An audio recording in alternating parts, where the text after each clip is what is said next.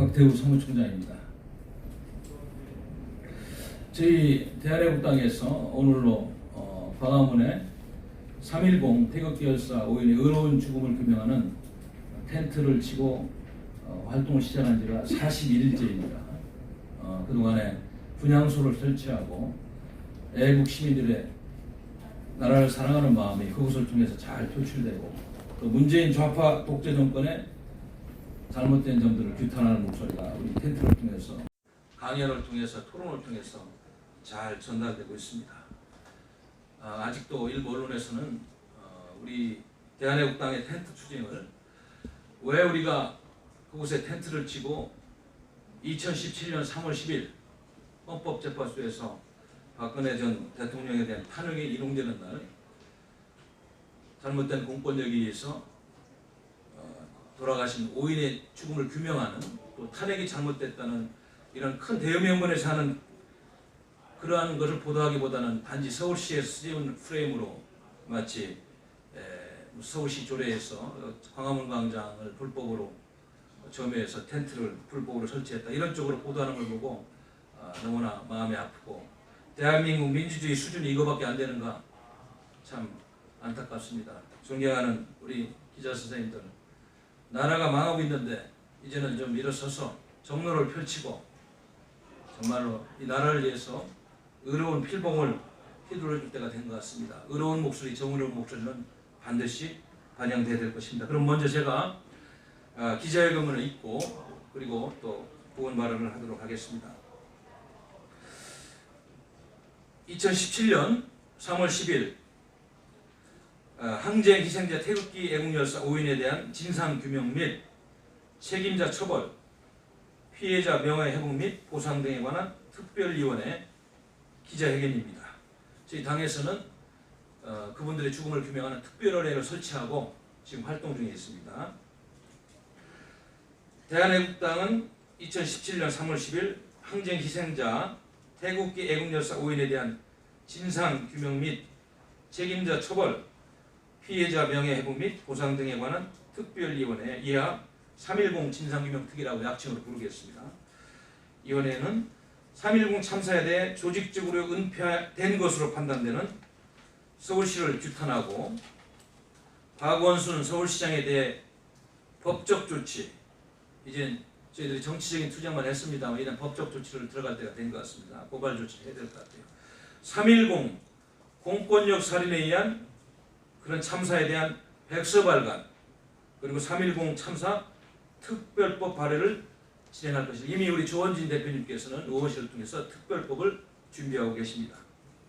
지난 2018년 국정감사에서 소방청과 서울시가 조원진 의원실에 제출한 자료에 따르면 2017년 3월 10일 헌법재판소 앞 탄핵반대 태극기 집회에서 사망 등 피해 규모가 총 76명이라고 밝혔지만 이는 서울시가 고의적으로 축소한 규모에 불과하고 실제 피해자가 무려 100명이 넘는 것으로 나타난 것입니다. 여기 비공개 자료, 저희들이 서울시로부터 받은 비공개 자료를 보면은 그 사실을 알 수 있어요. 이 자료를 저희 당에 입수하고 지금 분석을 하고 있는 것입니다. 서울시가 비공개 문서로 분류한 국내 비상 상황에 따른 서울시 응급의료 대비 및 대응 결과 보고 자료에 따르면 119 이송을 통해 응급실로 이송한 환자가 무려 89명으로 드러난 것입니다. 이는 당초 소방청과 서울시가 제출한 76명보다 13명이 많은 숫자인 것입니다. 문제는 이번에 서울시가 제출한 자료에 환자가 89명인데 당초 소방청과 서울시가 제출한 자료에 현장에서 급히 응급처치를 한 사람이 9명입니다. 그 9명까지 포함되면 현재까지 서울시 공식적인 문서에서 확인된 숫자가 무려 98명이 된다는 것입니다. 새로운 사실인 것입니다. 여기에 대해서 대한애국당의 광화문 천막투쟁 41일째인 오늘까지 당내 팟캐스트에 출연해 증언하는 이들과 피해자, 증언자 등이 50여 명에 육박하고 있다는 점에서 지금까지 피해자가 무려 150여 명에 달한다는 것이 드러난 것입니다. 박원순 시장 정신 차려야 될 거예요. 이는 대한민국 국민 입장에서 참으로 무섭고 섬뜩한 현실입니다. 21세기 대한민국에서 일어난 일이에요. 서울시가 이 자료를 참사 발생 2년이 넘은 지금까지 은폐했고 숨기려 한 것을 보면 국민의 생명에 대한 무책임, 반인권적, 불법적 행태에 치가 떨리고 분노를 참을 수가 없는 것입니다. 박원순 서울시장이 아무리 3.10 참사의 진실을 덮으려고 해도 그 진실은 반드시 밝혀지는 것입니다. 지금 이렇게 명명백백하게 대한애국당의 텐트 투쟁을 통해서 밝혀지는 현실이 지금 정론관에서 일어나고 있는 거 아니겠습니까? 2017년 3월 10일 잔인한 공권력의 탄압, 공권력 살인 이후에 서울시가 해당 자료를 조직적으로 은폐하고 비공개로 진행한 것이 국민들에게는 더욱더 충격적인 사실인 것입니다. 이와 더불어 이번 3.10 항쟁 피해자 증언에 따르면 원모 선생님은 63세로 경기도 여주에 계신 분인데 소방청과 서울시 자료에서는 눈 통증이라고 이렇게 축소되어 기록되어 있지만 실제로 우측눈을 실명할 정도로 큰 부상을 당한 것도 확인됐습니다. 그래 원모모님의 증언에 따르면 버스 위에서 경찰의 죽창에 의해 바닥으로 추락하면서 머리에 충격을 받았고 실명의 결정적 영향이 바로 경찰의 체류 탄핵이 우측눈에 발사됐기 때문이라는 그런 증언을 했습니다. 이제 사실들이 밝혀지고 있는 거예요. 또한 서울시와 박원순 서울시장이 반드시 밝혀야 할 의문사항들이 있어요. 서울시가 제출한 서울시 응급의료 대비 및 대응 결과보고 자료에는 의문점들이 한두 가지가 아닙니다. 우선 첫째로 서울시의 자료에 의하면 응급실 경로 환자 89명 중 타병원 응급실 경로 환자의 경우는 피고란에 전원이 기가 등의 결과가 나오는데 서울대학교 병원 응급실에 있던 환자 3명, 강북 삼성병원 응급실에 있던 환자 15명, 함정형외과의 의원에 있던 119로 이송된 환자 2명 이에 대해서는 확인이 불가능하다는 점입니다. 이게 어떻게 이런 일이 있는지 지금 밝혀야 될 것 같아요. 두 번째, 서울시 자료에는 사망자가 3명, 중상이 1명이라고 되어 있는데 박원순 서울시장에게 2017년 3월 10일 저녁 9시 48분에 보낸 문자에는 CPR 이송 총 4명 중 2명이 병원에서 사망 판정, 2명은 중환자실 입원 치료 중이라고 축소 보고했는지가 굉장히 큰 의문적으로 나오는 것입니다. 반드시 밝혀야 될 사항입니다. 세 번째는 지금까지 서울시 구급관리팀 소방청이죠. 소방청이 제출한 자료에는 76명이 사상자였고 서울시 보건의료정책과에서 제출한 자료는 89명이 사상자로 나와 있는데 왜 사상자주가 각기 다른지 의문점이 더욱더 커지는 거예요. 이거를 특별법 발의를 통해서 혹은 다른 형태를 통해 조사를 통해서 반드시 밝혀야 될 것입니다. 넷째는 서울시 응급의료 대비 및 대응 결과 보고 그 문건에는 문서 표지에는 분명히 비공개로 되어 있는데 왜 이 자료가 비공개인지 이 결과 보고서는 박원순 서울시장에게 언제 보고되었는지 반드시 확인해야 될 것입니다. 다섯 번째, 박원순 서울시장은 재난 및 안전관리기본법 제16조에 의해서 서울시 재난안전대책본부장으로서 서울지역 대책본부의 업무를 총괄하고 지역 재난안전대책본부 회의를 소집할 수 있도록 되어 있습니다. 또한 박원순 서울시장은 서울시 재난안전대책본부장으로서 재난 및 안전관리기본법 제17조에 의해 재난의 수습을 효율적으로 하기 위하여 필요한 업무 협조를 요청할 수도 있는 것입니다. 그런데 2017년 3월 10일 참사 당시 박원순 서울시장이 제대로 서울시 재난안전대책본부장의 역할을 수행했는가? 이거는 지금까지 말씀드린 자료만 보더라도 큰 의문점이 있는 거예요. 반드시 밝혀야 됩니다. 여섯 번째, 서울시는 2017년 3월 10일 헌법재판소의 탄핵 심판 선고에 따른 전국적인 규모의 집회가 예상됨에 따라 다수 응급환자 등 발생에 대비 응급의료 대응체제를 점검하였고 서울시는 응급의료 비상대책 상황실을 설치하여 운영하였다고 하는데 박원순 서울시장이 응급의료 비상대책 상황실 현장에 있었는지 반드시 확인해야 될 겁니다. 어디가 있었던 거예요? 제주도에 있었어요? 해외에 있었어요? 그 당시 차량 운행일지 반드시 제출해 주세요. 2017년 3월 10일 박원순 서울시장이 어디에 있었는지 시간대별로 어디에서 무엇을 했는지 반드시 밝혀야 될 것입니다. 그래서 우리 당의 특위에서는 수사 의뢰를 하지 않을 수 없는 것입니다. 또한 우리 조원진 대표님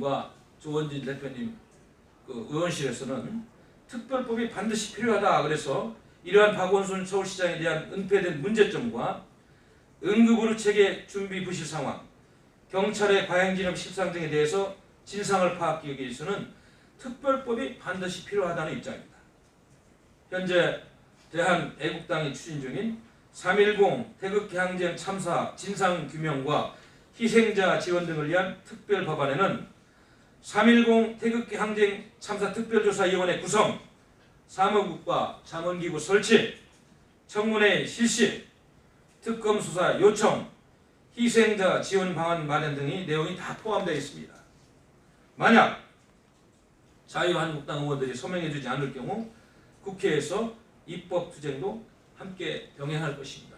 그런데 이렇게 명분이 크고 잘못된 좌파 정권을 해부할 수 있는 이 법안을 자유한국당이 서명하지 않는다면 그들은 보수도 아니고 대한민국을 위한 정치 세력이 아닌 것입니다. 대한애국당 3.10 진상규명 특위는 3.10 태극기 항쟁 참사에 대한 철저한 진상규명, 책임자 처벌, 피해자 명예회복과 정당한 보상까지 완전한 심판이 이루어질 수 있도록 최선의 노력을 다할 것입니다. 2019년 2월 19일 대한애국당 최고위원 사무총장, 또한 대한애국당 2017년 3월 10일 항쟁 희생자 태극기 애국열사 5인에 대한 진상규명 및 책임자 처벌, 피해자 명예회복 및 보상 등에 관한 특별위원회 부위원장 박태호 및 3.10 진상규명특위 위원 일동. 감사합니다.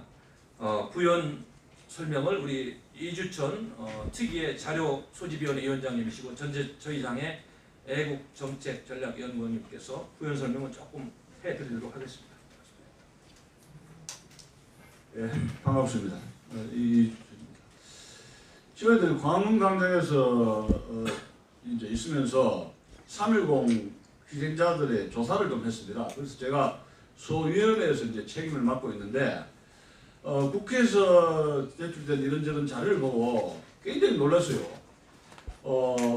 병원에서 나온 자료, 사상자 숫자들은 예를 들어서, 그 다음에 이제 경찰청 쪽, 그 다음에 이제 소방서 쪽, 이런 것이 다 들쑥날쑥 한두 명이 아니라 10명 이상의 차이가 납니다.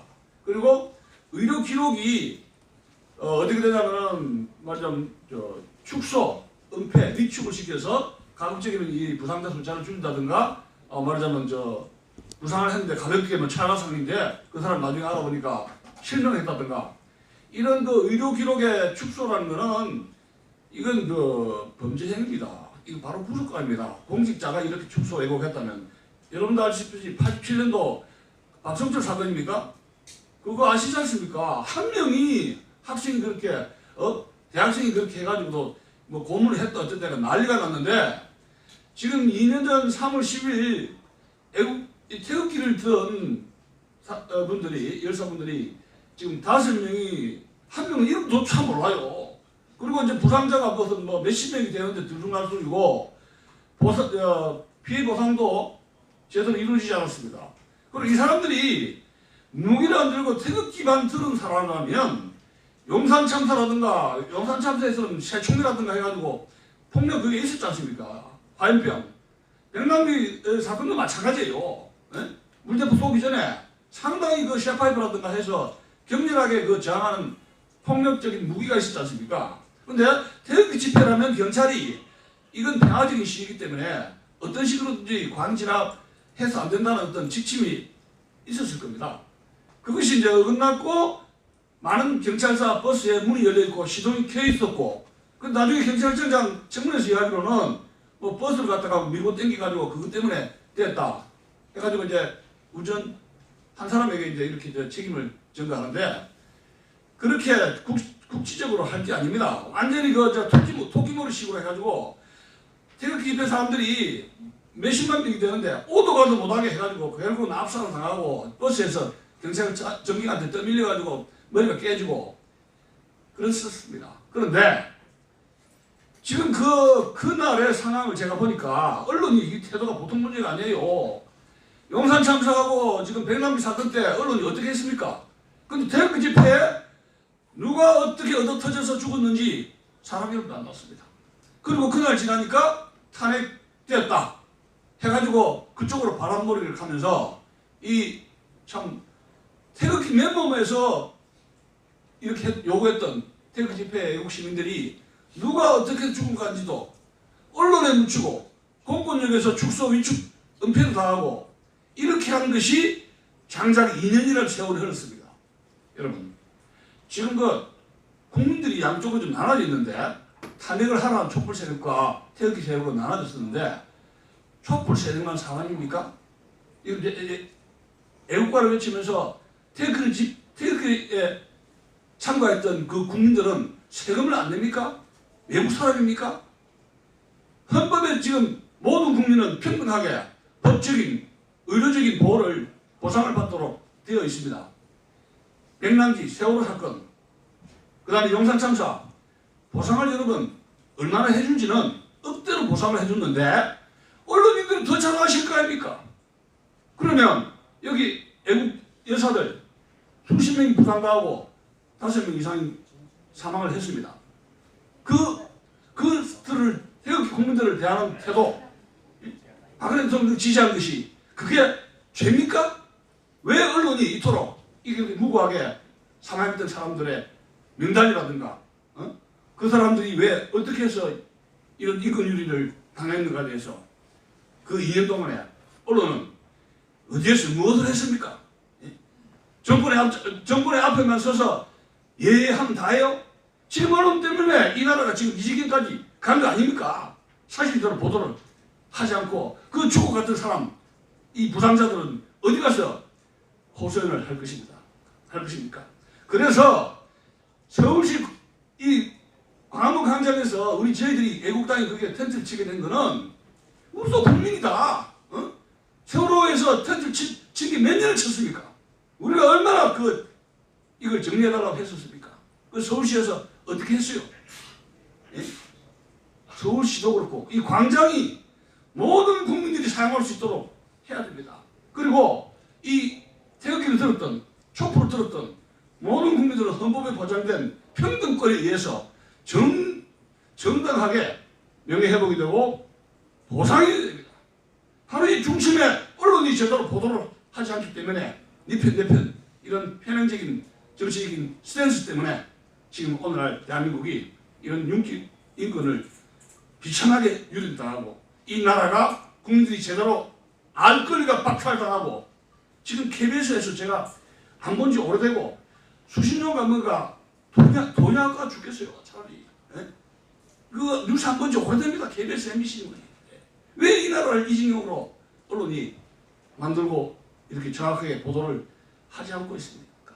그래서 저희 애국당이 부득이하게 광화문 광장에서 나와서 3월 10일 참 비참하고 억울하게 죽어갔던 분들의 한을 풀어야 되겠고 또 부상당한 사람들도 정당하게 보상을 받도록 이렇게 국민운동을 펼치고 있는 것입니다. 수백 명이 죽은 것도 안 됐죠. 그러나 5, 6명이 죽은 것도 죽음이고 그것도 우리 국민적인 비극이에요. 많이 죽으면 난리가 나고 몇 사람 죽으면 이게 개죽음이 되고 우리 태극기 집회가 사람들이 죽으면 개죽음이고 저 노동자라든가 촛불 든 사람들이 죽으면 바로 애국 열사가 되고 막 난리가 되고 영웅이 됩니까? 이런 편향된 분위기는 언론에서 지정을 해줘야 됩니다. 감사합니다. 자, 우리 기자 선생님들, 저희들이 앞으로 진상규명 투기 활동이 진행됨에 따라서 자주 와가지고 실상을 보고하고 그 당시 서울시장 박원순 시장 그리고 김정은 서울지방경찰청장 그 당시 서울청장 수사를 촉구하고 그런 진행 상황에 대해서 계속 브리핑을 하겠습니다. 오늘은 이 정도 마치겠습니다. 고맙습니다.